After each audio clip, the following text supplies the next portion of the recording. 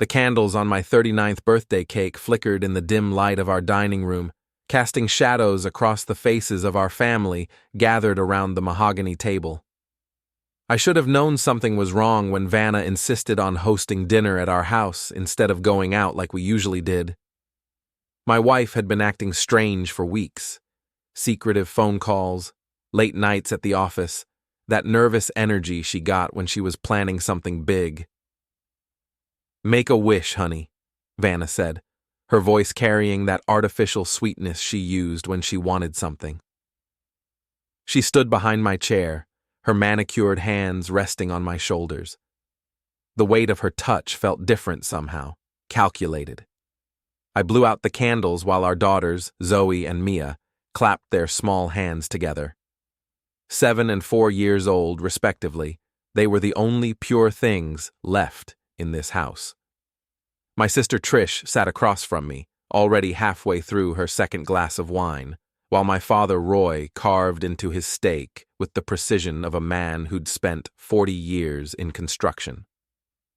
Vanna's mother Edith picked at her salad, maintaining that perpetual look of disapproval she'd perfected over the decades. "Actually," Vanna said, lifting her champagne flute, "before we have cake, I have a very special announcement to make." The room quieted. Even the girls stopped their chatter. "Marlo," she continued, her voice trembling with what I initially mistook for excitement, "I have the most wonderful gift for you. You're about to become the father of 2 little angels." The silence stretched for exactly 3 heartbeats before the congratulations erupted. Trish squealed and jumped up to hug Vanna. My father nodded approvingly and raised his glass. Edith actually smiled for the first time in months. The girls asked if they were getting puppies, but I sat there, frozen, doing the math in my head. We hadn't been intimate in over 3 months, not since that fight about her working late again, the one where she accused me of being controlling and I accused her of being distant. The timeline didn't add up, and the expression on Vanna's face, that mixture of triumph and terror, told me everything I needed to know. I stood slowly, my chair scraping against the hardwood floor. The congratulations died away as everyone turned to look at me. "That's very generous," I said, my voice steady despite the storm building in my chest, "but I don't accept gifts from your boss." The words hit the table like a physical blow. Vanna's face went white. Trish's wine glass stopped halfway to her lips.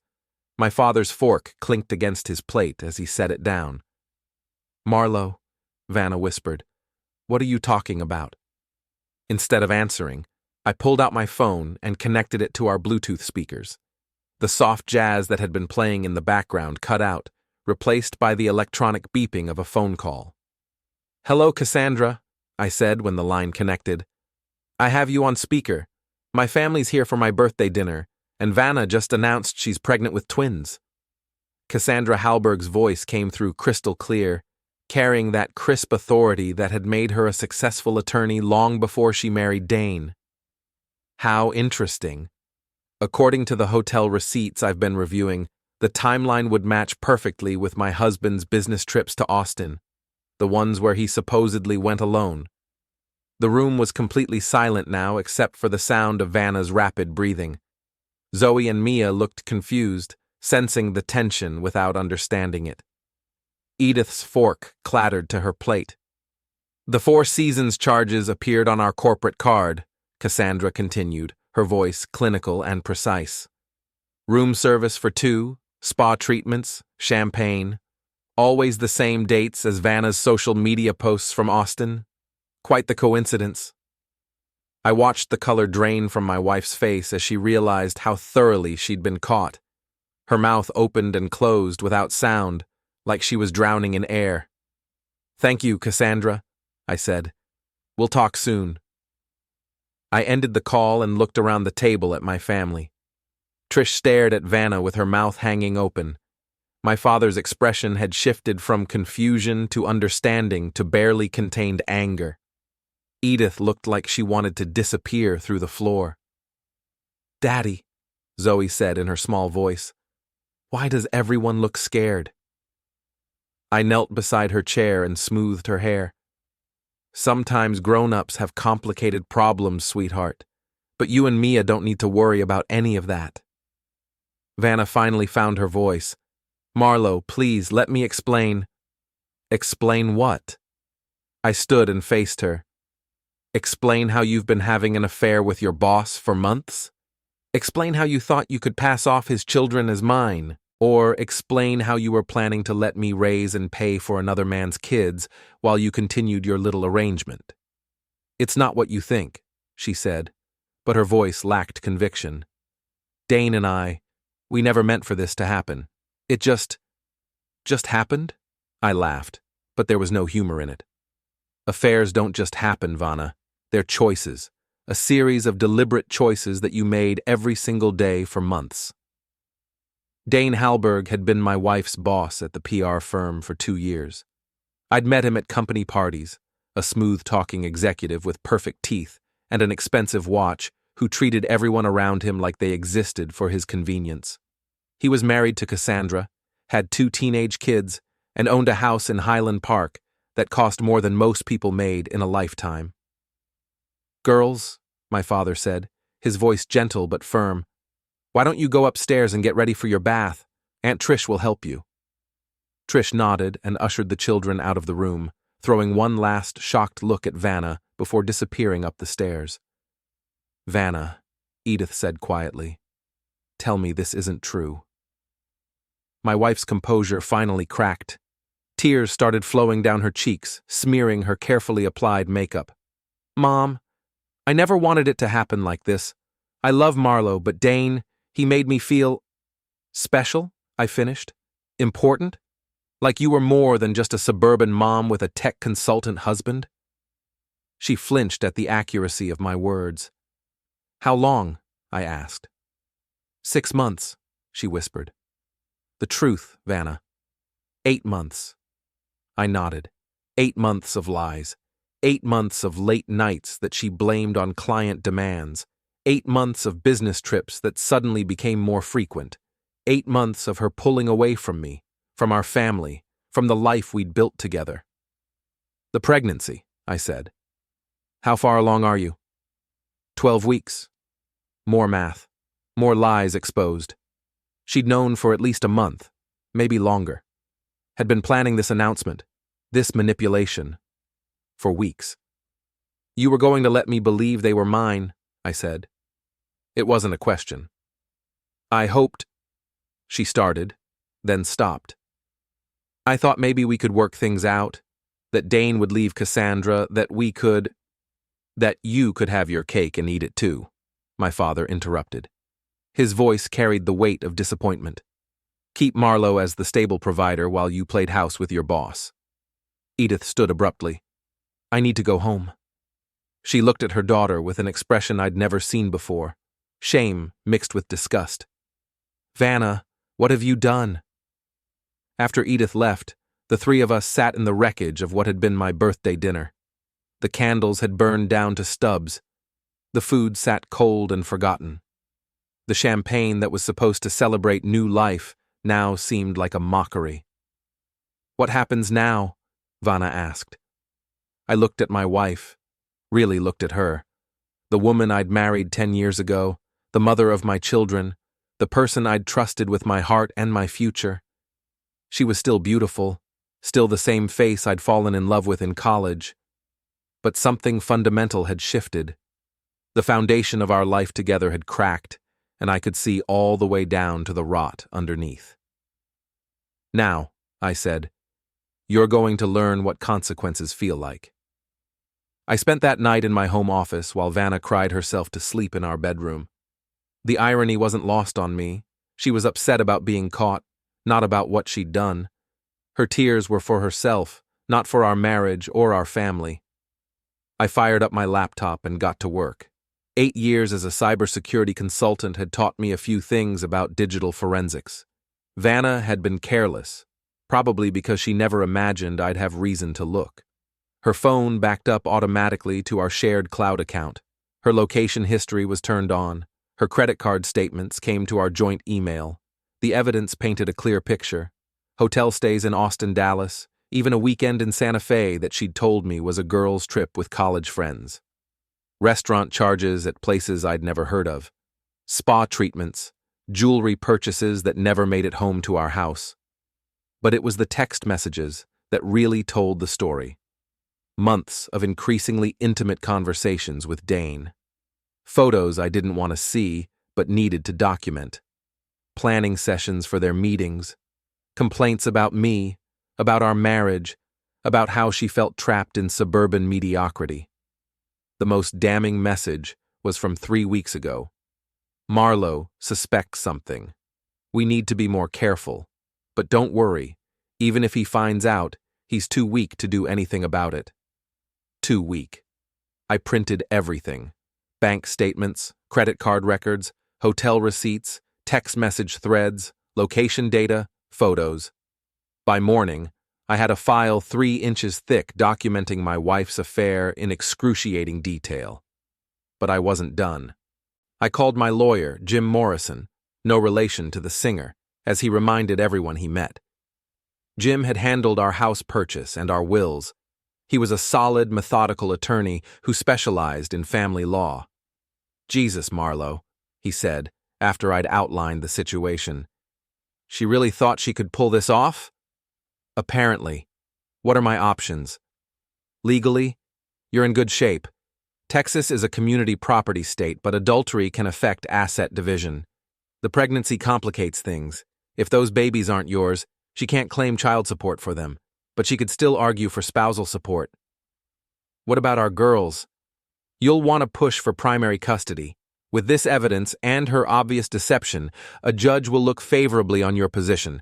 The affair itself might not matter much in custody decisions, but the lying and manipulation will." I scheduled an emergency appointment for that afternoon. Then I made another call to Cassandra Hallberg. "I was wondering when I'd hear from you," she said, when I identified myself. "How long have you known?" "About the affair? 3 months? About the pregnancy? As of last night." "What's your plan?" She laughed, but it was sharp and cold. "Oh, Marlo, I've been planning for this for years. Dane thinks he's clever, but he's just predictable. Men like him always are." "I have evidence," I said. "Lots of it." "So do I. Perhaps we should meet." We arranged to have coffee that morning at a place in Deep Ellum, far from both our neighborhoods. Cassandra Hallberg was a striking woman in her early 40s, with silver-streaked hair and the kind of confidence that came from never doubting your own intelligence. She arrived with a leather portfolio and the bearing of someone who'd been preparing for war. "Show me what you have," she said without preamble. I slid a condensed version of my evidence across the table. She reviewed it methodically, occasionally nodding or making notes in the margins. "Thorough," she said finally. "You missed a few things, though." She opened her own portfolio and showed me additional hotel receipts, restaurant charges, and what appeared to be a jewelry store receipt for a very expensive necklace. "I've been documenting everything for months," she explained. "Dane thinks he's been careful, but he's been using our joint credit cards for everything. Apparently, he assumed I was too busy with my practice to notice." "What do you want to do about it?" "I want to destroy them both," she said simply. "Not physically, of course, but professionally, socially, financially. I want them to understand that actions have consequences." I found myself liking Cassandra Hallberg very much. "Vanna thinks she's going to ride off into the sunset with your husband," I said. "She's planning on him leaving you." Cassandra smiled, and it was genuinely terrifying. "Dane isn't leaving me. He's far too comfortable with our lifestyle, and he knows I'd take him apart in divorce court. This is just his midlife crisis playing out with your wife as the convenient target."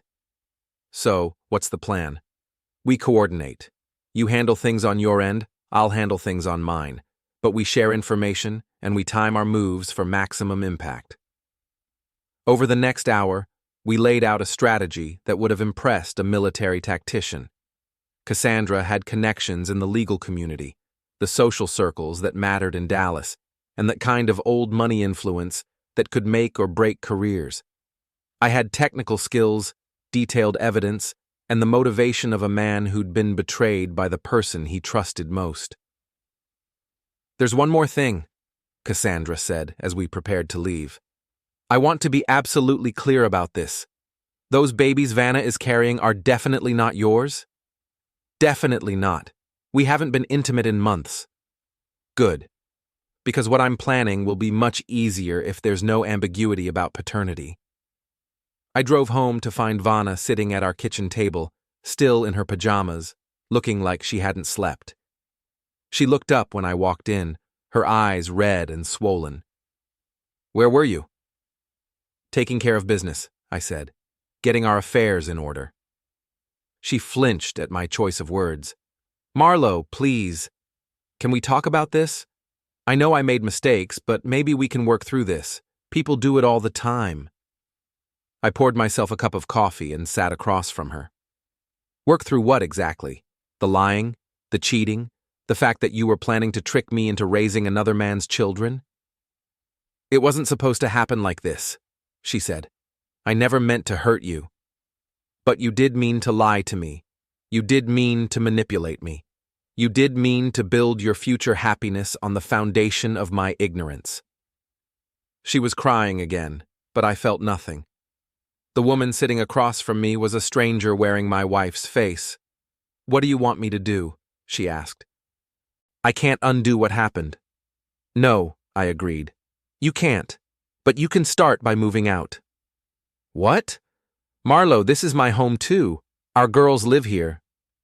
"The girls will stay with me. You can see them, of course, but this house is going to be their primary residence." "You can't just decide that unilaterally." I pulled out my phone and showed her the screen. "I can, and I did.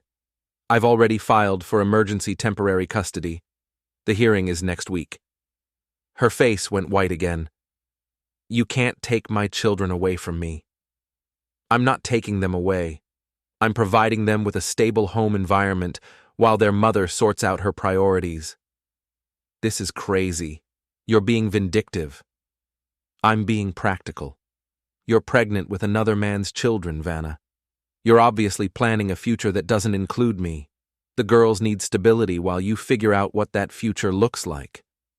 She stared at me like she'd never seen me before. "You're different. This isn't like you." "No," I said. "This is exactly like me. You just never bothered to pay attention." The next morning brought the first of Vanna's counterattacks. I woke to find our joint bank account frozen and a legal notice taped to my home office door.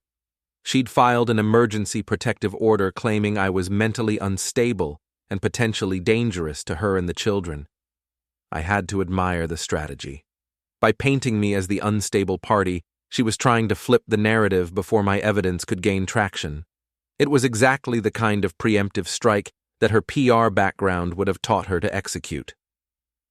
Unfortunately for Vanna, I'd anticipated this move. The night before, I'd transferred our emergency fund to a separate account in my name only. Perfectly legal, since it was money I'd inherited from my grandmother years earlier and kept separate from our community property. I'd also made copies of all our important documents and stored them in a safety deposit box that Vanna didn't know about. More importantly, I'd already spoken with Jim Morrison about the likelihood that she'd try something like this. "It's a Hail Mary," Jim had explained. "She's hoping to buy time and muddy the waters. But with the evidence you have of her affair, and no history of violence or instability on your part, it won't stick."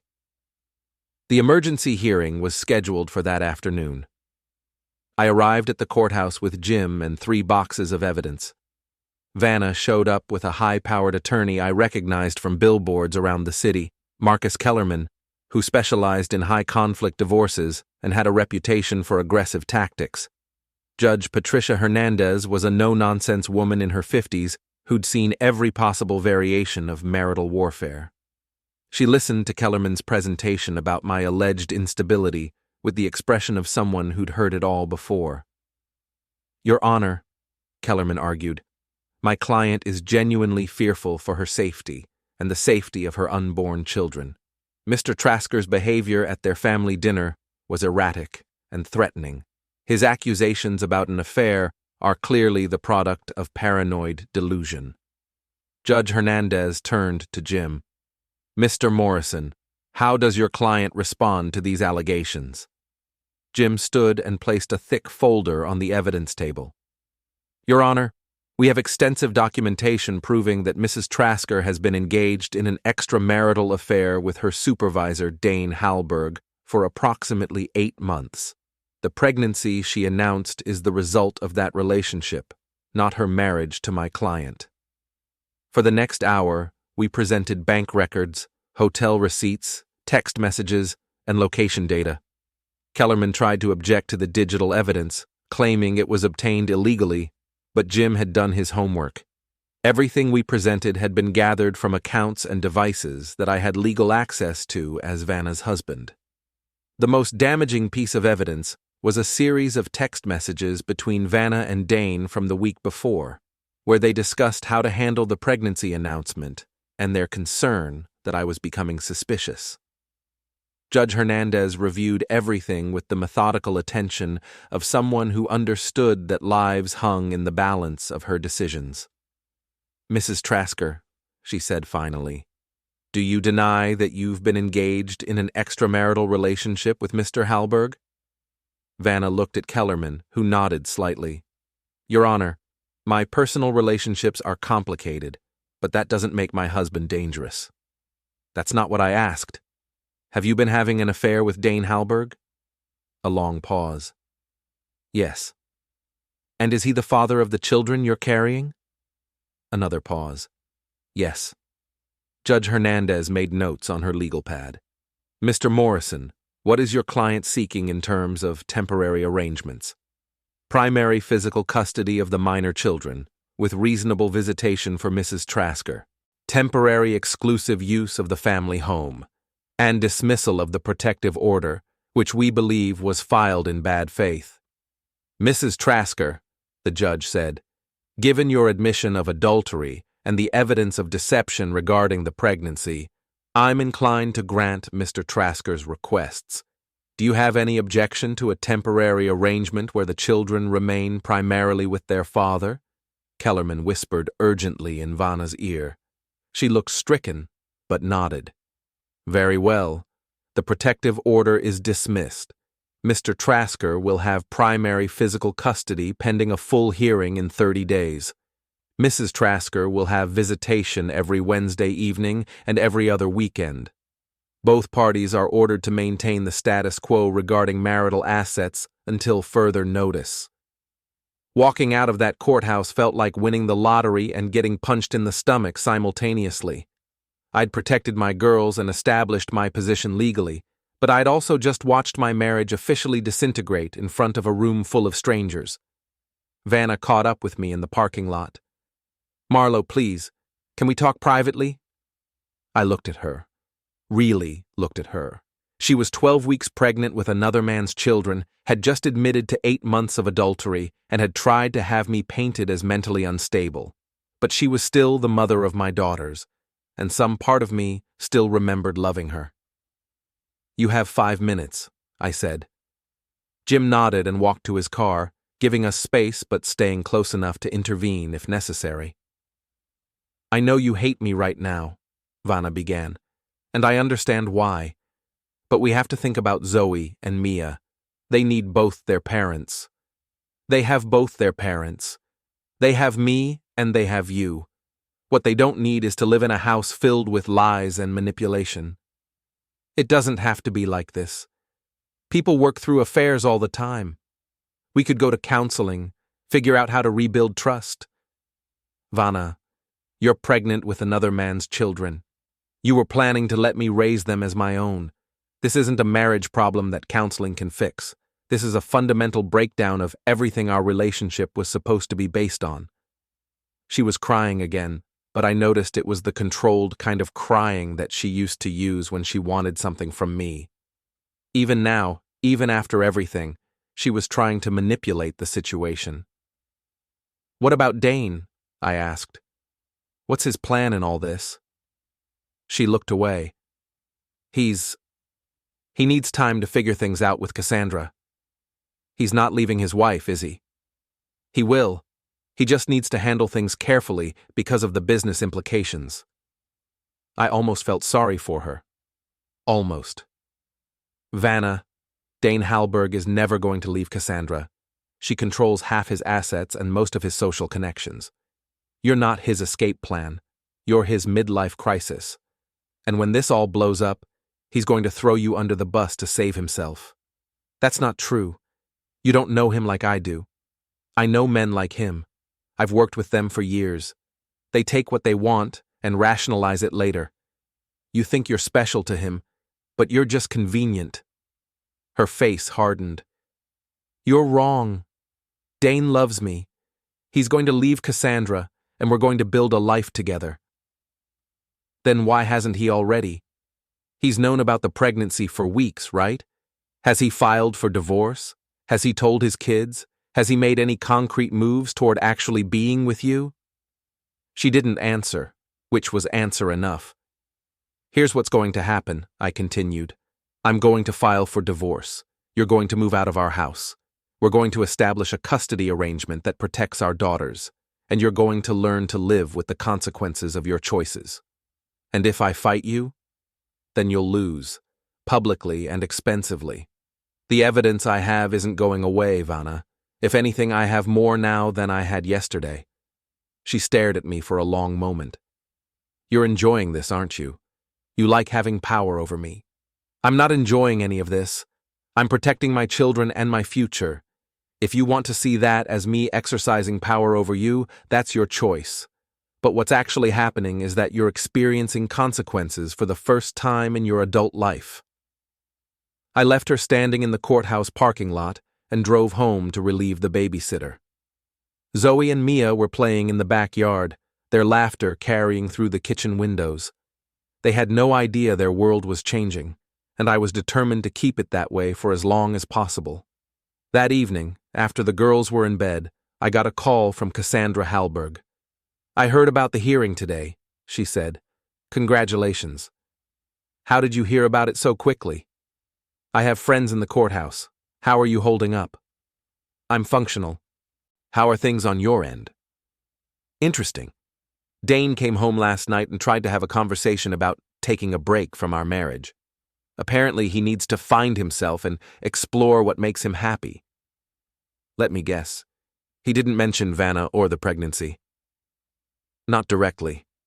He talked about feeling trapped and needing space to figure out his priorities. Very philosophical for a man who's been having an affair for 8 months. What did you tell him? I told him that if he needed space, he was welcome to find it somewhere other than our house. Then I reminded him that I have forensic accountants on retainer and a very detailed prenuptial agreement. I found myself smiling for the first time in days. How did he respond to that? He backpedaled very quickly. Suddenly he wasn't sure about needing space after all. Funny how financial reality can clarify a man's priorities. So he's not leaving you. Oh, he might try eventually. But it won't be for Vanna. Men like Dane don't leave comfortable situations for uncertain ones. They just want to have both. Vanna doesn't understand that. No, she doesn't. She thinks she's living in a romantic movie where love conquers all. She doesn't realize she's actually in a cautionary tale about the cost of self-deception. We talked for another 20 minutes, coordinating our strategies and sharing information. Cassandra had discovered additional evidence of the affair, including charges for lingerie that had never appeared in our house and restaurant bills for places Vanna claimed she'd never been to. There's something else, Cassandra said before we hung up. I've been asking around about your wife's professional reputation. Apparently, this isn't her first workplace relationship. What do you mean? She had a relationship with a client about 3 years ago. Nothing came of it, because the man was smart enough to end things before they got serious. But people in the industry remember. This was news to me. 3 years ago, Vanna had gone through what I'd thought was a rough patch at work. She'd been stressed and distant for several months before things seemed to return to normal. I'd attributed it to the pressures of her job and tried to be supportive. Now I wondered what else I'd missed. How do you know this? The client's wife is a friend of mine. She mentioned it at a charity luncheon last week, after she heard about the current situation. Apparently, the whole thing was an open secret in certain circles. I felt like I was discovering that my entire marriage had been built on quicksand. How many other secrets were there? How many other times had I been the clueless husband while my wife pursued relationships with other men? Marlo, are you okay? I'm fine. Just processing. This isn't your fault, you know. Some people are just wired to be selfish. They take what they want and justify it later. After I hung up, I sat in my home office and stared at the evidence files I'd compiled. Bank records, hotel receipts, text messages, location data, the digital debris of a marriage that had been crumbling for longer than I'd realized. But I wasn't the same man who'd blown out birthday candles 2 days ago. That man had been naive, trusting, willing to believe the best about people even when the evidence suggested otherwise. This man was different. This man understood that sometimes you had to fight for what mattered to you, and what mattered to me were my daughters and the life I was going to build for them. Vanna wanted to play games? Fine. But she was about to learn that I was much better at games than she'd ever imagined. 3 days after the courthouse hearing, I implemented the next phase of my plan. I'd spent the weekend documenting everything, not just the affair, but the financial implications, the timeline of deception, and the broader pattern of Vanna's behavior that I was only now beginning to understand. The breakthrough came when I cross-referenced her credit card statements with her work calendar. What I found was a systematic pattern of personal expenses disguised as business costs, client dinners that had never happened, and travel expenses that didn't match her official itinerary. Vanna hadn't just been having an affair. She'd been systematically defrauding her own expense account to fund her relationship with Dane. I called Jim Morrison first thing Monday morning. "That changes things significantly," he said, after I'd explained what I'd discovered. "If she's been falsifying expense reports, that's not just adultery, that's embezzlement." "I don't want to see her go to prison," I said. "She's still the mother of my children." "I understand, but this evidence gives us tremendous leverage in divorce negotiations. She can't claim she needs spousal support while simultaneously being exposed as someone who's been stealing from her employer." "What's my next move?" "We schedule a meeting with her attorney, present the evidence in a controlled setting, and see if she's willing to be reasonable about asset division and custody." But before I could arrange that meeting, Vanna made another move. I arrived at my office that Tuesday to find an email from the HR director at Vanna's company, asking me to call him immediately regarding concerns about my wife's well-being and professional conduct. Martin Kaplan was a nervous man in his early 50s who'd clearly been put in an impossible position. When I called him back, he sounded like he was reading from a script. "Mr. Trasker, I've received some concerning reports about your wife's behavior lately. There are suggestions that she's been under significant stress at home, and some of her colleagues are worried about her emotional state." "What kind of reports?" "Well, she's mentioned that you've been making threats, monitoring her communications, and generally creating a hostile environment at home. She's also suggested that you might be having some kind of psychological episode related to paranoid delusions about her professional relationships." I had to admire Vanna's strategy. She was trying to get ahead of the evidence by painting me as an unstable husband who was harassing her at work. "Mr. Kaplan, has Vanna shown you any evidence of these alleged threats or monitoring?" "Well, no, but..." "Has she filed a police report about my supposedly threatening behavior?" "I don't believe so, but..." "Have you seen any documentation of these paranoid delusions she's mentioned?" A pause. "Mr. Trasker, I'm just trying to understand the situation so we can support our employee appropriately." "I appreciate that, and I think the best way to support Vanna is to ensure that she's held accountable for her professional conduct. Are you aware that she's been having an affair with Dane Halberg?" Another pause, longer this time. That's not something I can comment on. Are you aware that she's been using company resources to fund personal expenses related to that affair? Mr. Trasker, I think we should end this conversation. I have documentation, Mr. Kaplan.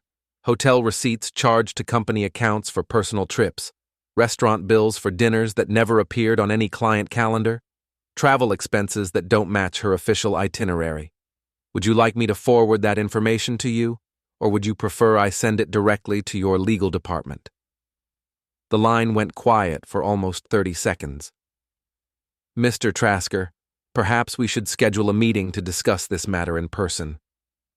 I think that's a very good idea. I met with Kaplan and the company's legal counsel that afternoon. I brought copies of everything: the expense reports, the hotel receipts, the credit card statements, and the documentation of Vanna's relationship with Dane. The legal counsel, a sharp woman named Patricia Wells, reviewed everything with the methodical attention of someone who understood the liability implications. "This is quite comprehensive," she said finally. "How did you obtain access to these company records?" "I didn't. These are all from personal accounts and devices that I have legal access to as Vanna's husband. The company records I'm referencing are ones that she shared with me over the years when she was documenting her business expenses for tax purposes." Wells nodded. "And you're bringing this to our attention because?" "Because I think Vanna is trying to use her position at your company to create a false narrative about our marriage. She's claiming that I'm unstable and paranoid, when in reality, she's been engaged in behavior that violates your company's ethics policies and possibly constitutes fraud." Kaplan looked like he wanted to disappear. "What exactly are you asking us to do?" "I'm asking you to investigate. Look at her expense reports, review her travel documentation, check her email communications with Dane Halberg on company systems. I think you'll find a pattern of behavior that your shareholders wouldn't approve of." Wells made notes on her legal pad. "We'll need to conduct our own investigation, of course. But if these allegations are substantiated, it would be a serious matter." "I understand. I'm not asking you to take my word for anything. I'm just asking you to look at the evidence." As I was leaving their office, Wells pulled me aside. "Mr. Trasker, can I ask what your ultimate goal is here? Are you looking for financial compensation? Are you trying to get your wife terminated?" "I'm trying to protect my children and establish the truth. Vanna has been lying to me, to her family, and apparently to her employer. I want that pattern of deception to stop. And if our investigation confirms your allegations, then you'll handle it according to your company policies. I'm not asking for special treatment. I'm just asking for accountability." That evening, I got a furious call from Vanna. "What did you do?" she demanded. "Kaplan called me into his office today and started asking questions about my expense reports and my relationship with Dane." I told him the truth. "You're trying to get me fired." "I'm trying to get you to face consequences for your actions. There's a difference. This is my career, Marlowe. I've worked for years to build my reputation in this industry." "Then you should have thought about that before you decided to have an affair with your boss and use company money to fund it." "I never use company money for personal expenses." "Vanna, I have the receipts. Hotel charges on the corporate card for nights when you weren't on official business. Restaurant bills for dinners with Dane that never appeared on any client calendar. Spa treatments in Austin charged to your expense account when you were supposedly there for a conference that I can't find any record of." I could hear my own breathing in the pause that followed, too loud in my ear, the low hum of the refrigerator in the kitchen suddenly intrusive. I stood by the window, watching a car crawl past on the street below, its headlights briefly washing the living room wall in pale yellow before disappearing. My fingers tightened around the phone, as if it might slip away, as if this conversation might dissolve if I didn't hold it firmly enough. Silence on the other end of the line. It stretched longer than was comfortable, long enough for me to imagine her sitting somewhere unfamiliar, phone pressed to her ear, eyes darting as she calculated what to say and what to withhold. I knew that silence. I'd lived with it for months, felt it settle between us at dinner, in bed, in the quiet moments when something honest might have been said and wasn't. "You kept records of everything," she said finally. Her voice was flat, stripped of its usual warmth, and underneath it, I could hear a faint tremor. I closed my eyes for a moment, the words landing with a dull inevitability. "I kept records of our joint expenses. I had no idea I was documenting your affair until I started looking at the patterns." As I spoke, images flickered through my mind, spreadsheets open late at night, columns of dates and amounts that had once meant nothing more than routine budgeting. How ordinary it had all seemed then, how blind I'd been to what those numbers were quietly telling me. "What do you want from me?" There it was, the question she always asked when confronted, as if the problem were my reaction rather than her actions. I leaned my shoulder against the wall, the cool paint seeping through my shirt. "I want you to stop lying. To me, to your employer, to yourself. I want you to acknowledge what you've done and start making better choices." I waited, listening to the faint static on the line, to the sound of her breathing as she absorbed that. "And if I do that?" Her voice was smaller now, cautious, as though she were stepping onto unstable ground. "Then maybe we can figure out how to co-parent our daughters without destroying each other in the process." I thought of Zoe's laugh, of Mia's serious questions, of the careful routines I'd begun to build around them like scaffolding, trying to keep their world steady. "But you're still filing for divorce." The word hung between us, heavy and irrevocable. "Yes, that part isn't negotiable." Another long silence. It pressed down on me, bringing with it a sharp, familiar ache. I stared at the framed photo on the bookshelf across the room, us at the beach years ago, sunburned and smiling, unaware of how temporary that version of ourselves would be. "I need to call Dane," she said finally. "Good luck with that. I suspect he's going to be pretty busy dealing with his own problems." I ended the call before she could respond, my thumb lingering over the screen for a second longer than necessary. The room felt too quiet afterward, the kind of quiet that amplifies every thought you'd rather not have. I wasn't wrong. The next morning, I got a call from Cassandra Halberg. Her name lit up my phone as I was pouring coffee, steam curling up into my face. I already knew, in my gut, that this call meant the fallout had begun. "Dane came home last night in a panic," she said. "Apparently, his company is launching an investigation into his conduct with subordinates. He's convinced that you're behind it. I might have had a conversation with their HR department." I took a sip of coffee that tasted burnt and bitter, letting the heat ground me. "What kind of conversation?" I explained my meeting with Kaplan and Wells and the evidence I'd presented about Vanna's expense account irregularities. As I spoke, I could see the conference room in my mind. Neutral walls, polite expressions, the careful way I'd laid everything out, not with anger, but with precision. "Brilliant," Cassandra said. "I wish I'd thought of that approach." "What's Dane's plan?" I asked it out of obligation more than curiosity. "He's talking about hiring a crisis management firm and trying to control the narrative. He seems to think he can spin this as a personal matter that doesn't affect his professional competence. That's going to be difficult if the investigation finds evidence of him using company resources for personal relationships." I imagined him, confident as ever, underestimating how damning a paper trail could be. "Oh, it will. I've been documenting his use of corporate accounts for years.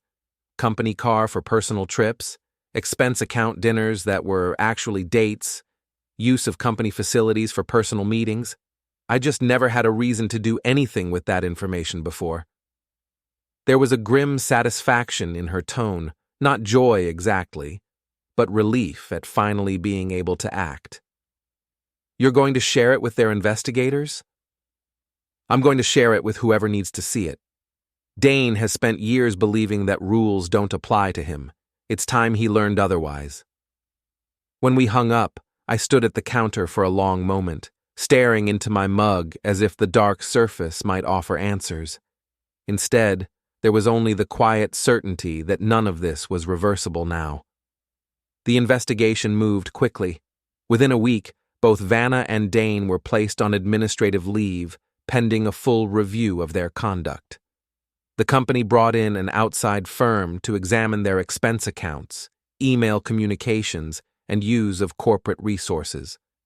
The speed of it was dizzying, like watching a carefully stacked structure collapse once the first support was kicked away. Vanna called me every day, alternating between anger and desperation. Each ring tightened something in my chest. I started bracing myself before answering, already exhausted by conversations I couldn't avoid. "They're going to fire me," she said during one of these calls. "My career is over." Her voice cracked on the last word, and for a moment I almost felt the old reflex to reassure her. "Maybe. Or maybe you'll learn something from this and make better choices going forward. You destroyed my life." I closed my eyes, letting the accusation wash over me without deflecting it. "No, Vanna, you destroyed your life. I just documented it. What about the girls? How am I supposed to support them if I lose my job?" The question landed harder, aimed straight at the part of me that still cared. "You'll figure it out. Lots of single mothers manage to build careers without embezzling from their employers or having affairs with their bosses. I never embezzled anything. Then the investigation will clear you and you'll be fine." We both knew that wasn't true. Even as I said it, the words felt hollow, a formality more than a belief. But we both knew that wasn't going to happen. The evidence was too clear, the pattern too obvious. Vanna had been using company resources to fund her personal relationship for months. The breaking point came 2 weeks later. I was at home with the girls when Vanna showed up unannounced, looking like she hadn't slept in days. The doorbell startled me. When I opened it, she stood there hollow-eyed, shoulders slumped, her coat hanging off her frame as if it belonged to someone else. "They fired me," she said. "Both of us, Dane and me." "I'm sorry." The words came out automatically, stripped of any softness. "No, you're not. This is what you wanted." I gestured toward the living room, stepping aside to let her in. "What I wanted was for you to stop lying and take responsibility for your actions. Getting fired was a consequence of your choices, not my goal." She sat down heavily on our living room couch, the same couch where we'd watched movies together for years, where we'd read bedtime stories to the girls, where we'd planned our future as a family. The cushions sagged under her weight, familiar and wrong all at once. "What happens now?" she asked. "Now you figure out how to rebuild your life. You find a new job, you take care of yourself and your pregnancy, and you learn to be the kind of person your daughters can be proud of." She flinched at that, one hand instinctively moving to her stomach. "And us?" "There is no us, Vanna. There hasn't been for months. You just didn't bother to tell me." She looked around the room like she was seeing it for the first time. "I used to be happy here." I followed her gaze. The bookshelf, the rug the girls spilled juice on last year, the faint crayon mark on the wall we never bothered to paint over. "No, you used to be comfortable here. There's a difference. I loved you, you know. I still love you." Her eyes searched my face, desperate for something I couldn't give. "Maybe you do. But love without respect, without honesty, without commitment, that's not enough to build a marriage on. What if I could change? What if I could be the person you need me to be?" I looked at my wife, my soon-to-be ex-wife, and felt something that might have been pity. "Vanna, the person I need you to be is someone who tells the truth, someone who keeps her promises, someone who puts our children's well-being ahead of her own desires. If you can be that person, then we can probably manage to co-parent successfully, but we're never going to be married again." She cried then, the kind of deep, body-shaking sobs that come when someone finally understands that their choices have consequences they can't undo. Her shoulders shook, her hands clenched in her lap, and I sat across from her, unmoving, letting the moment run its course. I didn't comfort her. That wasn't my job anymore. Instead, I went upstairs to check on Zoe and Mia, who were playing in their room, blissfully unaware that their mother's world was falling apart downstairs. Their laughter floated out into the hallway, bright and uncomplicated. I stood there for a second, hand on the doorframe, breathing it in.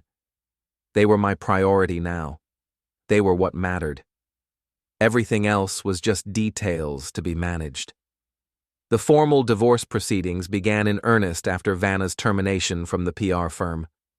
With both her and Dane out of work, the power dynamics shifted dramatically. Suddenly, Vanna was facing the reality of being unemployed, pregnant with twins, and married to a man who had documented evidence of her systematic deception. But I wasn't interested in grinding her into the ground. What I wanted was a clean separation that protected my daughters and allowed me to build a stable future for them. Jim Morrison had prepared a comprehensive settlement proposal that was fair but firm. I would keep the house and have primary custody of Zoe and Mia. Vanna would receive a modest alimony payment for 2 years, enough to get back on her feet, but not enough to maintain the lifestyle she'd grown accustomed to. She would have visitation rights, but would need to demonstrate stability before those could be expanded. "It's generous, considering the circumstances," Jim explained as we reviewed the documents. "You could push for much less, given the evidence of her affair and financial misconduct." "I don't want to be vindictive. I just want to be done." "What about the pregnancy? Are you prepared for the complications that's going to create?" "Dane's children aren't my responsibility, but I'm not going to try to prevent Vanna from being a mother to them, as long as it doesn't interfere with her obligations to Zoe and Mia." The settlement meeting was scheduled for a Thursday afternoon in Jim's conference room. Vanna arrived with Marcus Kellerman, who had somehow convinced her to keep paying his substantial fees despite her unemployment. She looked different. Smaller somehow, less polished. The confidence that had always been her trademark had been replaced by something that looked like fear. "Marlowe," she said when she saw me, "thank you for agreeing to mediation instead of going straight to court." I nodded but didn't respond. We weren't friends anymore, weren't even really acquaintances. We were two people trying to untangle a decade of shared life with minimal damage to the children caught in the middle. Kellerman opened with an aggressive counteroffer that would have given Vanna half of everything, including the house, plus substantial ongoing support. "My client has been a stay-at-home mother for significant periods during the marriage," he argued. "She's entitled to maintain the lifestyle she's accustomed to." Jim responded with a detailed presentation of Vanna's affair, her financial misconduct, and the evidence that she'd been planning to deceive me about the paternity of her children. "Your client forfeited any claim to lifestyle maintenance when she decided to use marital assets to fund an extramarital relationship," he said calmly. "She's lucky my client isn't pursuing criminal charges for the misuse of joint credit cards." The negotiation went on for 3 hours. Kellerman tried every angle he could think of, claiming I was being vindictive, arguing that Vanna's pregnancy made her vulnerable, suggesting that the evidence of the affair was obtained illegally. But the facts were the facts. Vanna had been unfaithful, deceptive, and financially irresponsible. In Texas, that mattered. Finally, Vanna herself spoke up. "I'll take it," she said quietly. Kellerman looked at her in surprise. "Vanna, we can do better than this. If we go to court, everything becomes public record," she interrupted. "Every text message, every hotel receipt, every detail of what I did. I can't put my daughters through that." "But the financial terms are fair," she said, looking directly at me for the first time that day. "More fair than I deserve, probably." Kellerman tried to argue with her, but Vanna had made up her mind. We spent another hour working out the details: custody schedules, asset transfers, the timeline for her moving out of the house. "There's one more thing," I said as we were finishing up. I want it clearly stated that any children born from your relationship with Dane Halberg are not my financial responsibility. Vanna flinched, but nodded. Of course. And I want a paternity test for Zoe and Mia. This time, she looked genuinely hurt. Marlo, they're your daughters. You know they're yours. I thought I knew a lot of things about you, Vanna. I'd rather have documentation. The tests came back a week later, confirming what I'd already known. Zoe and Mia were mine. But I needed that certainty, that proof that at least some part of my marriage had been real. Moving day was surreal. Vanna had found a small apartment across town, close enough for easy custody exchanges, but far enough that we wouldn't accidentally run into each other at the grocery store. I helped her pack, partly out of courtesy, and partly because I wanted to make sure she didn't take anything that belonged to the girls or me. It was strange, sorting through a decade of shared possessions, deciding what belonged to whom. You can have the photo albums, I said, finding boxes of pictures from our early years together. I don't want them, she said. I can't look at those pictures right now without feeling sick about what I threw away. Take them anyway. Someday you might feel differently.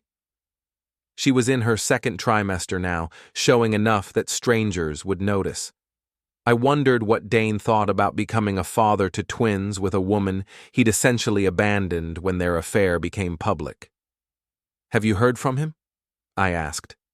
Who? Dane. Have you heard from him since you were both fired? She shook her head. He's dealing with his own problems. Cassandra filed for divorce and she's going after everything.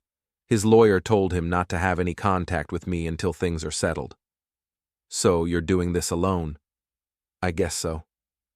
I felt a flicker of something that might have been sympathy. Whatever else Vanna had done, she didn't deserve to go through pregnancy and childbirth without support. If you need help with medical appointments or anything related to the pregnancy, let me know, I said. I can watch the girls. She looked at me with surprise. Why would you do that? Because despite everything that's happened, I don't want you to suffer unnecessarily. And because Zoe and Mia are going to have half-siblings, whether I like it or not. I want them to have a relationship with you that isn't poisoned by bitterness. I don't deserve that kind of consideration. No, you don't. But my daughters deserve to have a mother who isn't drowning in guilt and isolation. The divorce was finalized on a Tuesday morning in November. We sat in a courtroom that smelled like industrial disinfectant, while Judge Hernandez reviewed our settlement agreement and made it official. The marriage of Marlo and Vanna Trasker is hereby dissolved, she said, stamping the final documents. The terms of the settlement agreement are incorporated into this final decree. Just like that, it was over. 10 years of marriage, 2 children, a house full of memories, all reduced to legal documents and asset transfers. Vanna and I walked out of the courthouse together for the last time. I'm sorry, she said as we reached our cars. I know that doesn't change anything, but I need you to know that I'm sorry. I know you are. Do you think you'll ever be able to forgive me? I considered the question seriously. I don't know, but I hope so, for the girl's sake. What if I could prove to you that I've changed? What if I could show you that I'm not the same person who made those choices? Vanna, even if you become a completely different person, even if you learn from this and never make another selfish choice in your life, we're not getting back together. That part of our story is over. She nodded, tears streaming down her face. I know. I miss what we had. What we had was built on lies. Maybe not at the beginning, but certainly at the end. You can't miss something that wasn't real. It was real to me. No, it wasn't. If it had been real to you, you wouldn't have been able to throw it away for an affair with your boss. I got in my car and drove away, leaving my ex-wife standing in the courthouse parking lot. In my rearview mirror, I could see her crying, one hand on her growing belly, looking lost and alone. I should have felt victorious. I'd protected my assets, secured custody of my daughters, and held Vanna accountable for her choices. By any objective measure, I'd won. But victory felt hollow. I'd lost my marriage, my trust in the person I'd loved most, and my faith in my own judgment. Those weren't things that legal documents could restore. That evening, I picked up Zoe and Mia from their after-school program and took them home to the house that was now officially ours. We made dinner together, grilled cheese sandwiches and tomato soup, and talked about their day. "Daddy," Zoe said as we were cleaning up, "is Mommy going to live with us again?" "No, sweetheart. Mommy has her own apartment now. You'll stay with her some weekends and one night during the week." "But why can't we all live together?" I knelt down so I was at her eye level. "Sometimes grown-ups realize they're better at being friends than being married. Mommy and I both love you and Mia very much, but we're going to live in different houses now." "Did we do something wrong?" "Oh, honey, no. This has nothing to do with you and Mia. This is a grown-up problem that grown-ups have to solve. You didn't do anything wrong." Mia, who was 4 and didn't fully understand what was happening, asked if she could have ice cream for dessert. The resilience of children never ceased to amaze me. Later that night, after the girls were asleep, I sat in my home office and looked at the framed photo on my desk. A picture of our family from last Christmas, all 4 of us smiling in front of our tree. We'd looked happy. We'd looked like a family that had everything figured out. I put the photo in a drawer. Someday, when the girls were older, they might want to see it. But I didn't need the reminder of how wrong I'd been about my own life. My phone buzzed with a text message from Cassandra Halberg. "Heard your divorce was finalized today. Congratulations on your freedom." I texted back, "How are things with Dane?" "Expensive. His lawyer is arguing that the affair was a temporary lapse in judgment and shouldn't affect asset division. My lawyer is arguing that systematic deception and financial misconduct demonstrate a fundamental lack of character. We'll see which argument the judge finds more compelling." "Any regrets about not trying to work things out?" "None whatsoever. Some betrayals are too fundamental to forgive. I suspect you understand that." I did understand it. There were lines that, once crossed, changed the fundamental nature of a relationship. Vanna had crossed those lines repeatedly and systematically.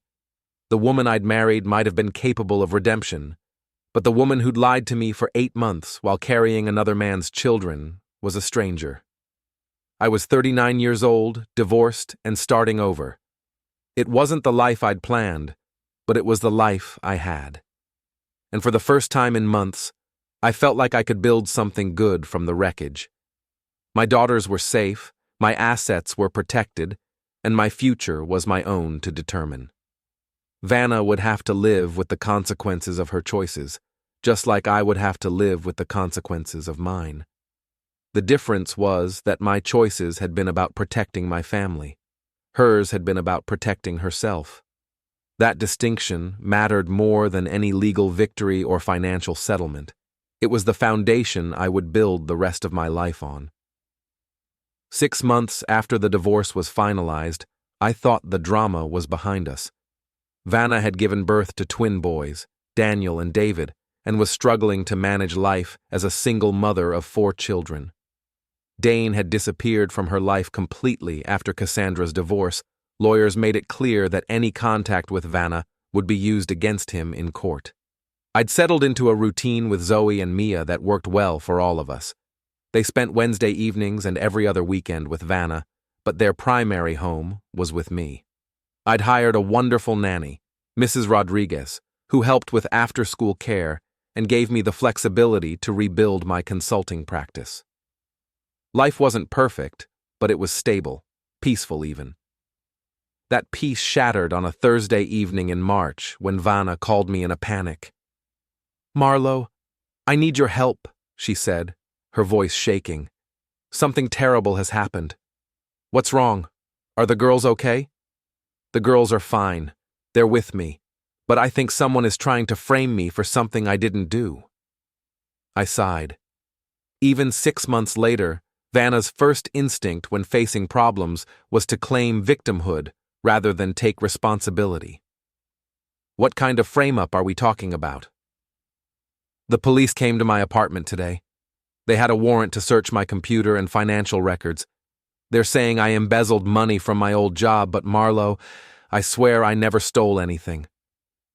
This was concerning. Not because I believed Vanna was innocent, but because a criminal investigation could complicate our custody arrangement and potentially impact the girls. What exactly are they alleging? They're saying I created fake vendor accounts and funneled money from client budgets into personal accounts. But I never did anything like that. The worst thing I did was use the company credit card for personal expenses, and I always intended to pay that back. Have you talked to a lawyer? I can't afford a criminal defense attorney. Kellerman says this is outside his area of expertise anyway. I found myself in an impossible position. I didn't trust Vanna, and I certainly didn't believe her claims of innocence. But she was the mother of my children, and if she went to prison, it would devastate Zoe and Mia. I'll make some calls, I said finally. See if I can find someone who can help. Thank you. I know I don't deserve your help after everything I've done, but this isn't about you, Vanna. It's about the girls. The next morning, I called Cassandra Hallberg. Her divorce from Dane had been finalized 2 months earlier, with a settlement that had left him financially crippled and professionally ruined. She'd moved to a smaller house, but seemed happier than I'd ever seen her. I heard about Vanna's legal troubles, she said when I explained why I was calling. I can't say I'm surprised. Do you know something about this? I know that when the company investigated the affair, they found irregularities in several client accounts that both Vanna and Dane had access to. Apparently, the investigation didn't end when they were fired. Are you saying she actually did embezzle money? I'm saying that forensic accountants are very good at finding patterns of financial misconduct, especially when they have months to dig through records. What about Dane? Is he facing charges too? Oh yes, his charges are much more serious than hers actually. Apparently, he'd been skimming from client accounts for years. Vanna was small-time compared to him. This was getting more complicated by the minute. If both Vanna and Dane were facing criminal charges, it would become a media circus that would inevitably impact the children. Cassandra, I need to ask you something, and I need you to be completely honest with me. Of course. Did you have anything to do with this investigation? Did you provide information that led to the charges? A pause. I may have shared some financial records with the appropriate authorities. What kind of records? Records that showed patterns of unusual spending, unexplained transfers, and discrepancies between reported business expenses and actual business activities. You've been planning this for months, haven't you? I've been documenting everything for years, Marlo. When Dane's affair came to light, I realized that his financial misconduct was probably much more extensive than I'd originally thought. I felt obligated to share that information with people who could investigate properly. I had to admire Cassandra's thoroughness.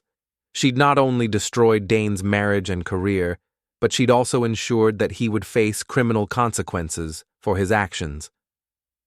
What's going to happen to them? Dane will probably go to prison. His theft was systematic and substantial. Vanna, that depends on how much she actually knew and how much she can prove she was manipulated by him. And if she can't prove that, then she'll probably go to prison too. The reality of the situation hit me like a physical blow. If Vanna went to prison, I would become the sole parent to Zoe and Mia.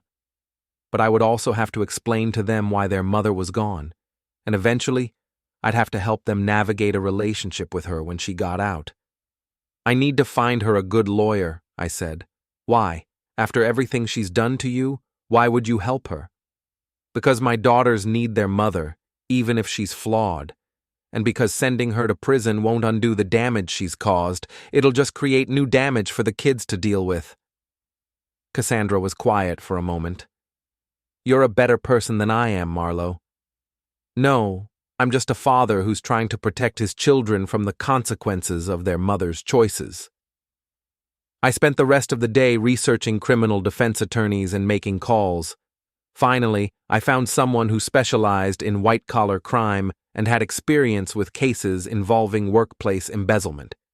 David Chen was a former prosecutor who'd moved into defense work 5 years earlier.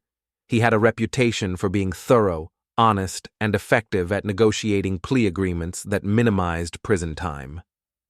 "I'll need to review all the evidence before I can give you an assessment," he said when I explained the situation. "But based on what you're telling me, your ex-wife is in serious trouble. What's the best-case scenario? If she cooperates fully, provides information about her co-conspirators' activities, and can demonstrate that she was manipulated or coerced into participating, she might be able to negotiate a plea deal with minimal prison time.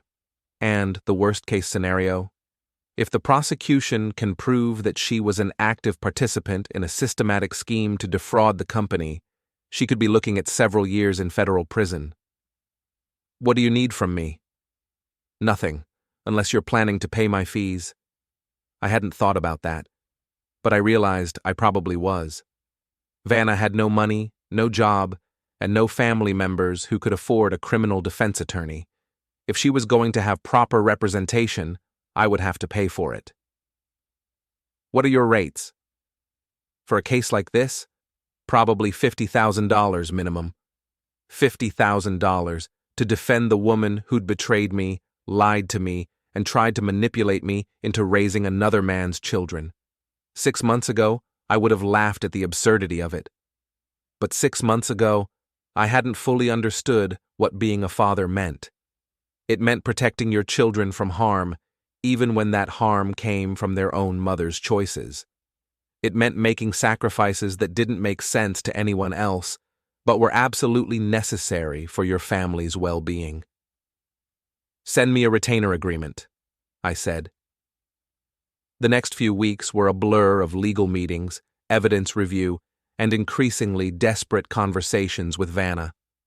The case against her was stronger than I'd hoped, but not as devastating as it could have been.